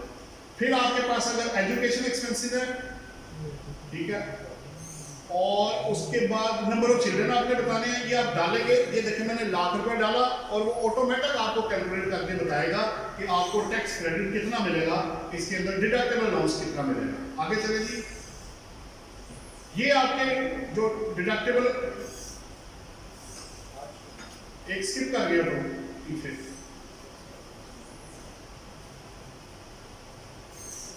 अब टैक्स क्रेडिट पे आना था ना, किधर गया?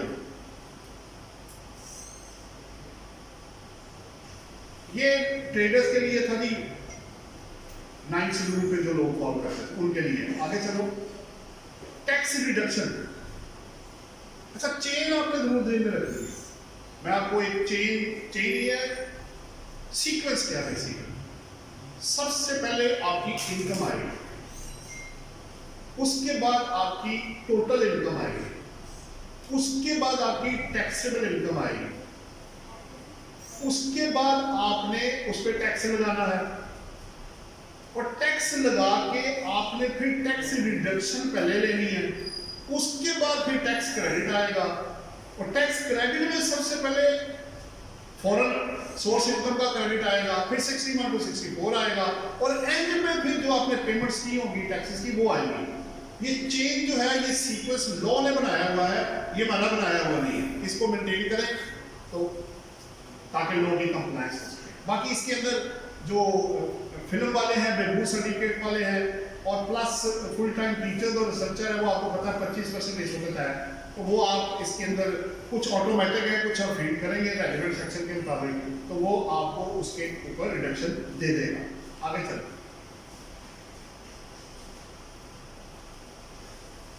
ये 61 to 64 वाले हैं जी, जो टैक्स क्रेडिट्स है, वो आपको मैंने बताया था, जिसमें आपकी डोनेशन है, उसमें आपकी इन्वेस्टमेंट इन शेयर है, हेल्थ है, ठीक है, इसमें फॉरेन वाला भी है, एओपी वाला भी है, वो क्रेडिट आप यहाँ से कैलकुलेट कर सकते हैं। अब आप सीधा कंपटीशन के अंदर आओ। जब आप सारे इलेक्शन फिल कर लेंगे जो एप्लीकेबल है, वो ऑटोमेटिक सारी चीजें उठा के आपकी लेके जाएगा इसके अंदर। तो कंट्रोल बेसिकली ये पीछे से करना है। यहां जाके आपको पता चलेगा कि देखें सैलरी भी नजर आ रही है आपको 10 लाख, प्रॉपर्टी इनकम भी आ रही है 19,20,000, जो आपने क्या कहते हैं कैपिटल गेन वाला है वो भी आपको नजर आ रहा है, ठीक है, नीचे अदर सोर्सेज भी आपको नजर आ रहे हैं। जो इनकम आप डालेंगे वो सब इसके अंदर डाल के वो टैक्स खुद कैलकुलेट करेगा, आपको नहीं करने देगा। होता है ना, लोग लिखते हैं 10%, वो टैक्स होता है 20%। तो कुछ पावर उन्होंने अब लोगों को नॉक आउट करने के लिए, ताकि लोग मिस यूज ना कर सके, टैक्स कैलकुलेट करने की पावर उन्होंने आपको नहीं दी। हाँ, इनकम डिक्लेयर आप करें, वो आपका मिला जाता है, जो वो आपकी चॉइस है, वो आपने छोड़ दिया, क्योंकि अगर कम होगी 122 लगेगा, ज्यादा आप कर नहीं सकते, पैसा है नहीं आपके पास, है ही नहीं, ज्यादा कर देंगे तो लाओ बे टैक्स दो, पैसा कहां से है आपके पास। सो अल्टीमेटली यहाँ जब आप पहुंचेंगे तो वो आपकी टैक्स लायबिलिटी कैलकुलेट करके जितने आपके एडवांस टैक्स हैं जो आपने पे किए या एडजस्टमेंट कर लिया है, मिनिमम टैक्स है, वो सारे इसके अंदर कवर करके अल्टीमेटली आपको बताएगा कि आपका रिफंड बनता है, पेबल बनता है या बराबर हो गया। और इसके अंदर फाइनल टैक्स भी ऑटोमेटिक वहाँ से जो आपने डाला होगा नेक्स्ट फाइनल वाला, वो इसके अंदर टैक्स ऑटोमेटिक यहाँ आ जाएगा। सो ये बाकी रही बैंक स्टेटमेंट, वो मैंने आपको पहले शेयर कर दी थी कि एक्चुअल कॉस्ट पे बनाए, डबल एंट्री को देखें, इंपोर्ट कर लें चीज़ें, उसमें रिकंसिलिएशन पे कंसंट्रेट करें, जो चेंज आई है उसको कवर करने की कोशिश करें, जितनी बैंक एंट्रीज है उसको मत छोड़ें, जितनी MIS की इंफॉर्मेशन है, जितनी मालूमात की इंफॉर्मेशन है, जो डेटा आपके पास आया है, सबको कंपाइल करके, इतना आसान काम नहीं है। मैंने तो बड़ी आसानी से आपको कह दिया कि जनाब आप कंपाइल कर लें। ये जब आप करेंगे, एक केस जब आप करेंगे तो it may take 1 week, it may take 10 days, पता कोई नहीं है जब तक। अच्छा, फिर मिसिंग डॉक्यूमेंट हो गया, आप फिर बैठे हुए और यार यूटिलिटी के बिल नहीं आया तुम्हारे अभी तक, मैं कहाँ से 12 बिल निकालूं? आखिरी जून का बिल लो, उसमें 12 बिल निकाले आप, फॉरेन ट्रैवलिंग की है, मुझे कैसे पता लगा भाई? बताओ मुझे आप।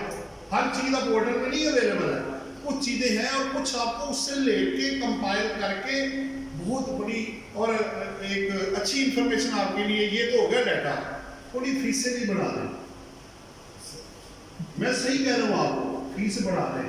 अब जितनी जिम्मेदारी मैं अब अपने ऊपर बहुत बोझ महसूस कर रहा हूँ कि एक सैलरी के केस को क्लोज करने के लिए कम से कम भी मुझे 3 से 4 दिन चाहिए। अब खुदारा अगर आप काम ठीक कर रहे हैं, मेहनत कर रहे हैं, तो मेहनत के पैसे भी ले आप और करके दे अगले को काम, अच्छा काम करें। जितना अच्छा आप काम करेंगे उतनी आसानी आपको आगे जाके पैदा होगी। चले, ये तो थे जी कुछ मेरे जो मैंने आपसे शेयर करने थे। अब मैं आपको ओपन कर देता हूँ आपके लिए, अगर आप मुझसे कोई क्वेश्चन करना चाहते हैं तो मैं कोशिश करूंगा कि आप लोगों के सवालों के जवाब दे पाऊँ। माइक जरा दे दीजिए।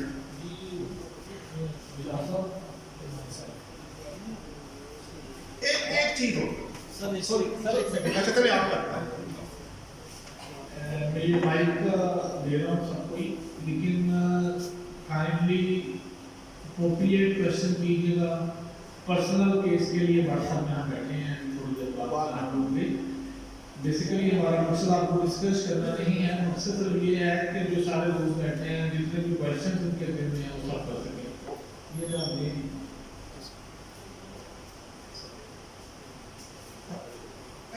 इससे पहले आप सवाल करें, मैं एक चीज आपको बताता चलूं।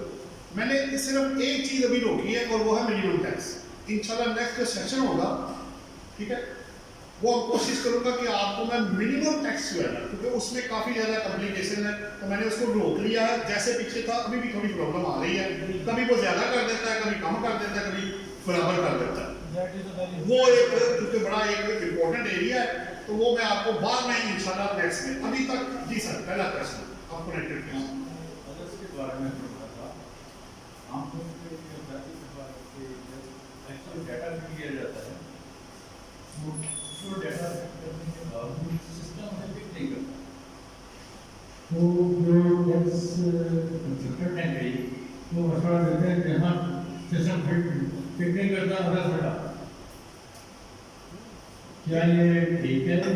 नहीं, आप इनकम साइड की बात कर रहे हैं या एक्सपेंस साइड की या दोनों की? देखिए मैं एक चीज बताऊं, देखिए सर, जितने भी हेड्स, दो तरह के हेड्स होते हैं, एक है स्पेसिफाइड, एक है अदर्स। जो स्पेसिफाइड है उसको तो उसी तरह फीड करें, उसके अलावा जो बाकी बच जाते हैं वो अदर्स में डाल दीजिएगा। लेकिन जो स्पेसिफाइड है उसको नॉन स्पेसिफाइड में ना मर्ज करें, बेहतर रहेगा। जब लिखा हुआ प्रिंटिंग एंड स्टेशनरी है तो फिर आप अदर्स में क्यों जा रहे हैं? जब लिखा हुआ है कि अकाउंटिंग डेप्रिसिएशन है तो आप अदर्स में क्यों जा रहे हैं?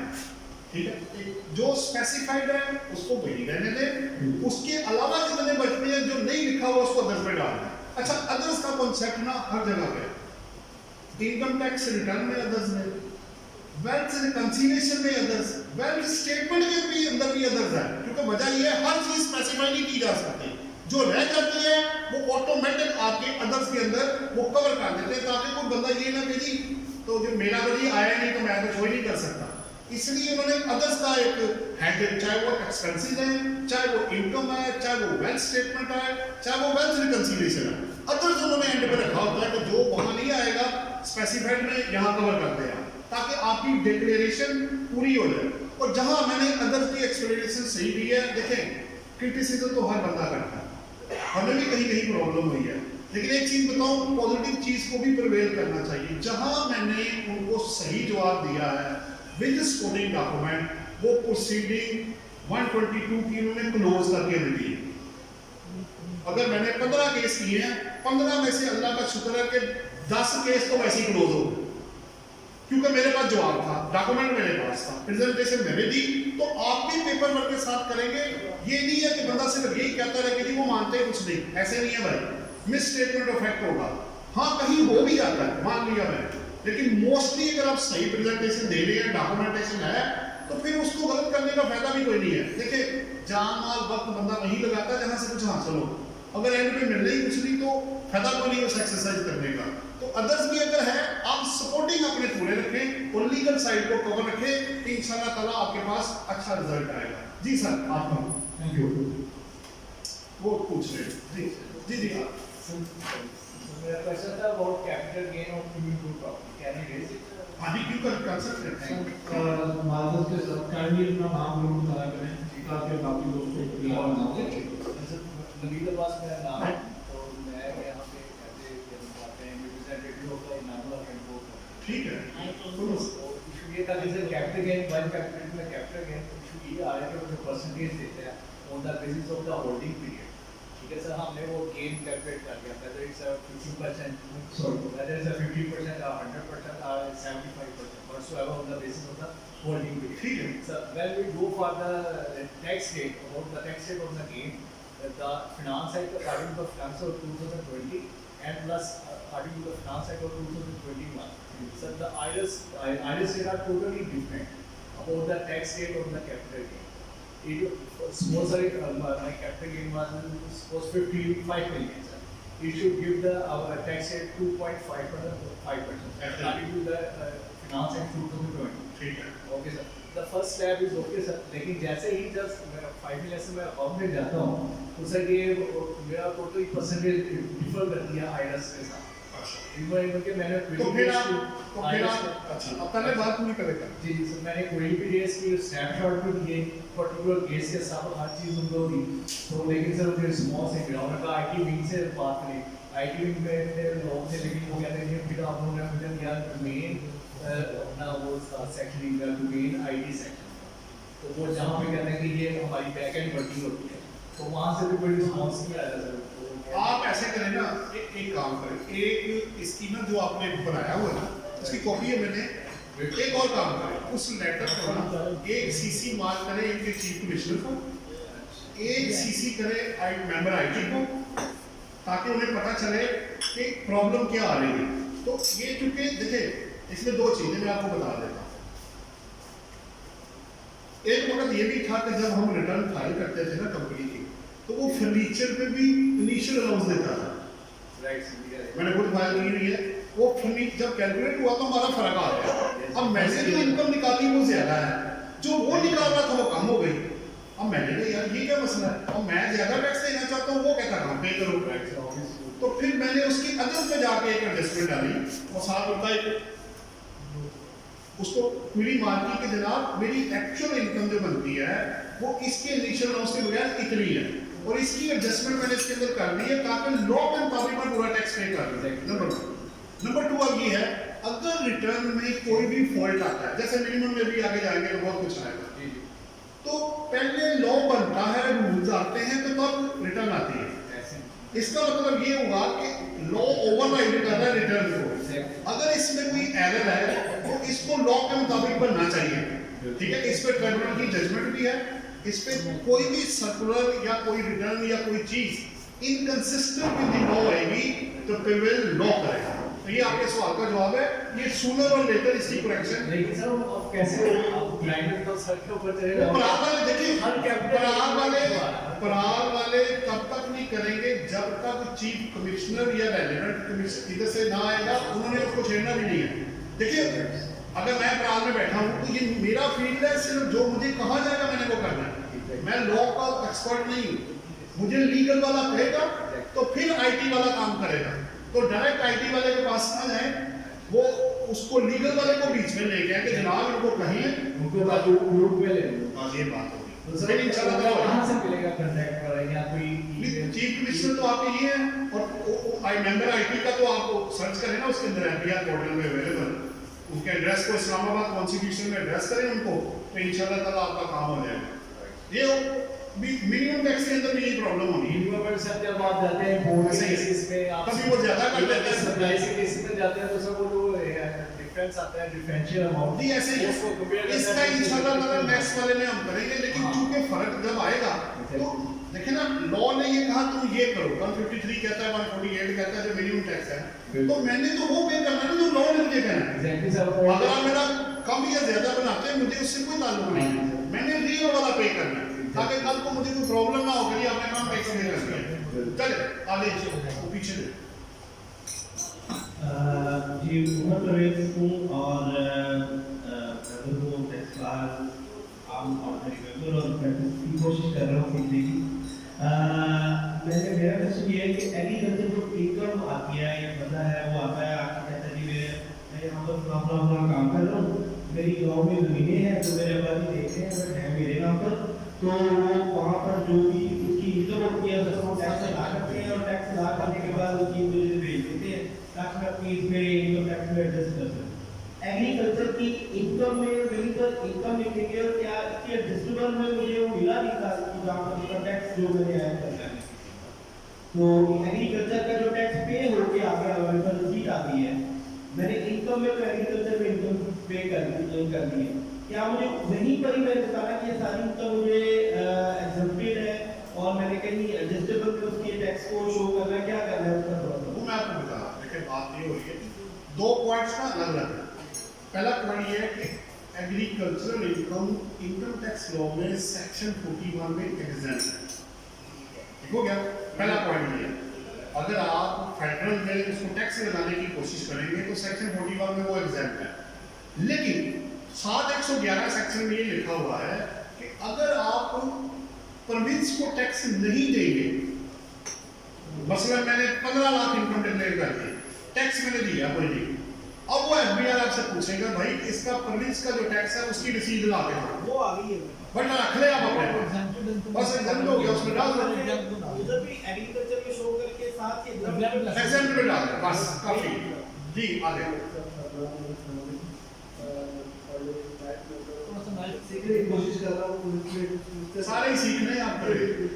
प्रोफेशनल रिटर्न के हिसाब से मेरे को क्वेश्चन है, प्रोफेशनल है, एडवोकेट है, मेरा क्वेश्चन 2 पॉइंट है कि एक प्रोफेशनल रिसीट्स है उसकी से मदर रिसीट्स में ये उनकी डिडक्शन एट सोर्स है जो कि सर्विसेज में ऐसा ही 10% है ना, 10% है जी। आगे चले। जब हम उसको कंप्यूट करेंगे तो हम अपनी अदर रिसीट फर्स्ट करें एक बंदे की 2 मिलियन 20 मिलियन है उसकी रिसीट्स है अदर रिसीट, अब उसको एक सोर्स कटेंगे उसकी डिडक्शन, अब हम जब उसको कंप्यूट करेंगे तो जो उसकी अदर रिसीट्स में वो वाली जो है वो एज अ ग्रॉस देंगी या वो वाला उसी सर्विसेज में हम उसको अलग काउंट करेंगे उसकी इनकम। देखिए इसमें ना 3 चीजें हैं, 3 केस बनते हैं इसके।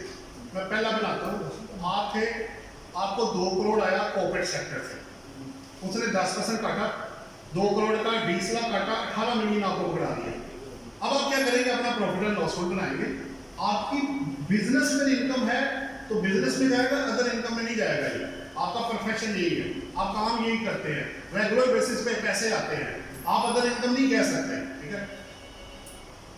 अब क्या होगा, 2 करोड़ का प्रॉफिट एंड लॉस अकाउंट बनेगा, उसमें से खर्चे माइनस होंगे, टैक्सेबल इनकम बाहर आएगी, उस पर टैक्स कैलकुलेट किया जाएगा।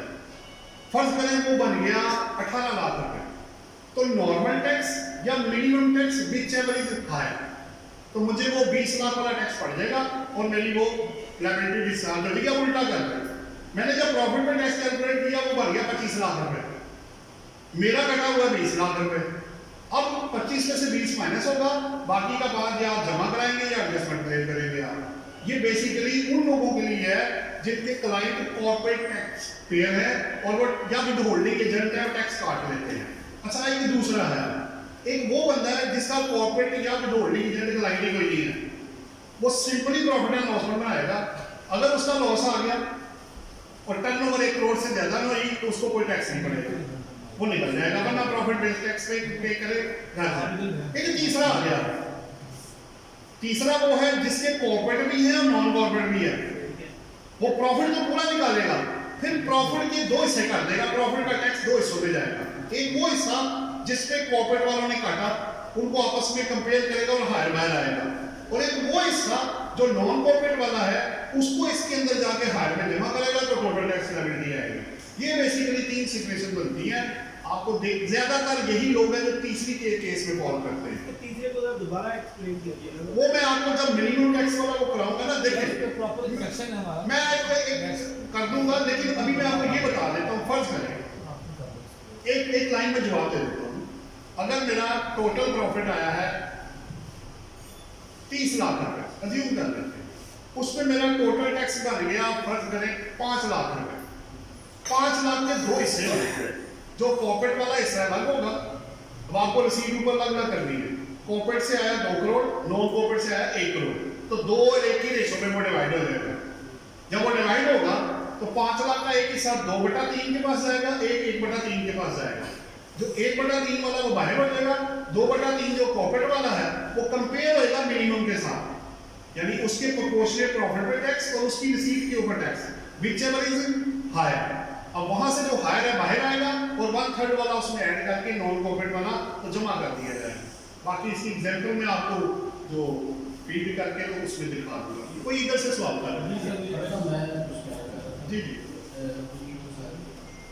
दो क्वेश्चन है एग्रीकल्चर इनकम के हवाले से। एक तो ये है कि अगर हमने 20 मिलियन की रिसीट जो है एग्रीकल्चर के हवाले से रिसीव की है कमीशन, एक तो हम वो कहाँ क्लेम करेंगे, क्या मटेरियल इनकम में आएगी या कहीं और आएगी? सेकंड ये क्वेश्चन है कि आपने बताया कि एग्रीकल्चर इनकम में ग्रॉस जो है ना वो इनकम नहीं आती, नेट आ रहा है खर्चे का। तो अगर एक बंदे की 20 मिलियन की रिसीट है और वो उसने एग्रीकल्चर इनकम से हासिल की है, तो हमें एक्सपेंस हम कैसे कैलकुलेट करेंगे? तो उसमें एक्सपेंस कितने हैं? बोचर वगैरह तो होते नहीं है, ना कोई रसीदें हैं, ना बोचर है, ना कोई चीज़ है, गाँव में तो ऐसा कोई फैसिलिटी नहीं है, तो एक्सपेंस कैसे कैलकुलेट होते हैं? आपका जो पहला क्वेश्चन था वो क्या था? एग्रीकल्चर कमीशन आई जस्ट अच्छा, वो बैंक दे दिया ना, पट्टे पे दे दिया। एग्रीकल्चर पे कमीशन हमें रिसीव की है। तो पटे वाली बात ही नहीं भाई, मतलब एग्रीकल्चर में अगर रेंट पे है तो फिर तो शामिल हो गया। हाँ जी सर, ठेका नहीं है, हमने रिसीव की है, दी नहीं है। अच्छा, आपको मिला है? हाँ जी। किसके बदले में? हमने एग्रीकल्चर पे सर वो दिया था सर कमीशन। सर एक सेकंड सर, देखिए उसमें गुजारिश ये करना चाह रहा हूँ एग्रीकल्चर के हवाले से, आपने कमीशन रिसीव्ड की है तो रिसीव्ड मीन कि आपने अपनी पटे में दी, उसके बेस पर आपको वो जिसे ठेका कहते हैं आप, मतलब मेरी 100 एकड़ जमीन थी, मैंने 3 पार्ट्स में दे दी, एक बंदे ने मुझे 20 लाख रुपए उसमें से इनकम दे दी, लेकिन आपने मेरी 50,000 रुपया पर एकड़ के हिसाब से आप मेरी 1 साल के लिए आपने मुझे जमीन दे दी। मैं तो आपको पॉइंट सुन रहा हूँ व्हाट्सएप हो नहीं, गया, उसमें पता क्या 2 चीजें लग रही हैं। कमीशन हो देखिए, गया। कमीशन रेंट, जब आप किसी को लीज पे कोई चीज देते हैं तो कमीशन नहीं रेंट मिलता है, पहली बात तो ये। नहीं, हमने कमीशन लीज पे दी नहीं है, हमने लीज पे ली है। अच्छा, आपने लीज पे ली है तो फिर तो आप पे करेंगे ना, आपका एक्सपेंस हो गया, आपको रसीद तो मिलना होगा, आपको पे करेंगे। अगर आप रेंट पे लेके कल्टीवेशन करते हैं तो जो आपको पैसा मिलेगा वो एग्रीकल्चर इनकम है, और उसके बेस रेंट या जो भी आप पे करेंगे आप माइनस कर सकते हैं उसको। अब रही बात रसीदों की, तो अनरजिस्टर्ड सेक्टर में तो यही कुछ ही है, कहीं कच्चा पक्का करता है। कोशिश करें कि पक्की पार्टी से डील करें, रजिस्टर से करें, ताकि रसीद मेडिसिन खरीदा है। फॉर एग्जांपल हमने 20 मिलियन की जो अमाउंट रिसीव की है और उसकी 100 एकड़ जगह है, तो वो कैसे हम एक्सपेंस उसे कैलकुलेट करेंगे? नहीं, एक्चुअली देखिए एस्टिमेशन नहीं हो रहा। जब आप कल्टीवेशन करेंगे वो पोर्शन जो अनकल्टीवेटेड है उसको अलग कर दें, जो कल्टीवेट किया है। अगर आप देखिए, अगर आप कल्टीवेटर हैं तो आपने लेबर भी लगाई है, मटेरियल भी लगाया है, सब कुछ। हाँ, ये पॉइंट आपका ठीक है, कहीं सपोर्टिंग नहीं होगा, लेकिन खर्चे के बगैर तो इनकम ही ना आ रही ना आपके पास। अच्छा, वही तो उसका नेटवर्क क्या जो उसको खुला है तो खर्चा। आप चावल बेच रहे हैं ना, फर्ज करें आप कल्टीवेटर है, ठीक है, आप राइस बेच रहे बना के, तो राइस वो तो नहीं ना बन गया था, आप ट्रेडर थोड़ी थे, आपने चीजें खरीदी थी। नहीं, वो कह रहे सपोर्टिंग नहीं है उनके पास। आपकी जो बात का मैं थोड़ा सा नहीं वो सही पर्सन कह रहे सपोर्टिंग नहीं है हमारे पास। देखिए, वो तो मुझे पता है कि अनरजिस्टर्ड में इसमें दो ही चीज़ें हो सकती हैं, या आप उस ज़मीन से कुछ चीज़ अर्न कर लेंगे, मतलब इनकम जनरेट कर लेंगे। आप जो बात कर रहे हैं 20 मिलियन दे के आपने वो लैंड ली, उस पर अगर आपने फर्दर काम करना नहीं है, नहीं वो मेरा क्वेश्चन पहला था वो मिक्स कर दिया। ठीक है, दूसरी सेकंड मेरा क्वेश्चन ये है कि 20 मिलियन हमारे अकाउंट में आ गया। आपने जो रिसीव कर लिया ना, तो हमने आपने receive- एग्रीकल्चर इनकम रिसीव हाँ जी इनकम रिसीव कर एग्रीकल्चर ली। इनकम लेकिन अब उसमें से एक्सपेंस लेस कर रहे हैं, उसका क्या क्राइटेरिया? आप- भाई देखिए ना, आप अपने लेबर की शीट्स बनाए ना, जिनको पैसे अगर दिए आप आपने, कल्टीवेटर होगे तो फिर तो उसमें एक्सपेंस आप डाल जब आपने परचेज की थी, कल्टीवेटर नहीं है, आपको डायरेक्टली आपको सोर्स ऑफ इनकम वहां से फर्क है ना दोनों में। तो फिर तो टैक्स अच्छा एक और भी चीज है, अगर मैं चावल आपसे खरीद के आगे बेचता हूँ तो वो एग्रीकल्चर इनकम नहीं है। ये कल्टीवेटर और रेंट इन काइंड के लिए फैसिलिटी दी गई है। तो पहले आप एग्री इनकम में फॉल करेंगे तो तब आपको एग्जम्पशन मिलेगी, प्लस वो आपको पे करेंगे। जी कोई और है जी? इनका जी, भाई का वो question काफी है। देर से कह रहे हैं। एक भाई के क्वेश्चन में वो लास्ट बैठे रहे कोई नहीं। तो मेरा नाम स्वान है। तो मेरा क्वेश्चन है कि प्रोफेशनल टीचर नहीं है, अदर देन प्रोफेशनल टीचर अगर कोई होम ट्यूशन पढ़ाता है तो उसको हम क्या ट्रीट करेंगे? Income from other sources.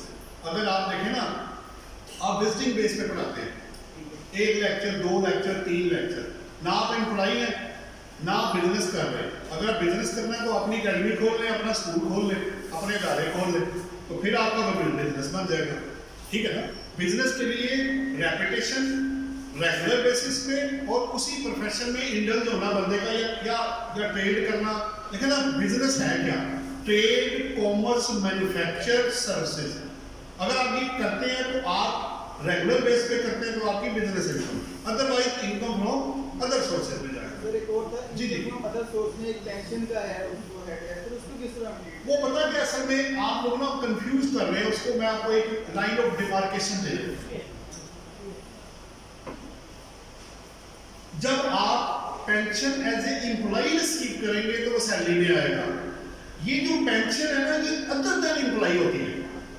जैसे बंदा फौत हो गया है, डेथ हो गई है, जब उसके लीगल रिप्रेजेंटेटिव को, वाइफ को, बच्चों को पेंशन दी जाएगी तो वो तो एम्प्लॉय नहीं है ना, तो उसकी तो सैलरी इनकम बन नहीं सकती। तब पेंशन किधर जाएगी?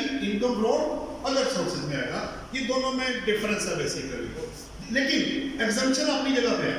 अगर पेंशन एग्जेम्प्ट है, गवर्नमेंट एम्प्लॉय की है या अदरवाइज है, चाहे वो उसके लीगल रिप्रेजेंटेटिव भी मिले, एग्जम्पशन उधर ही है।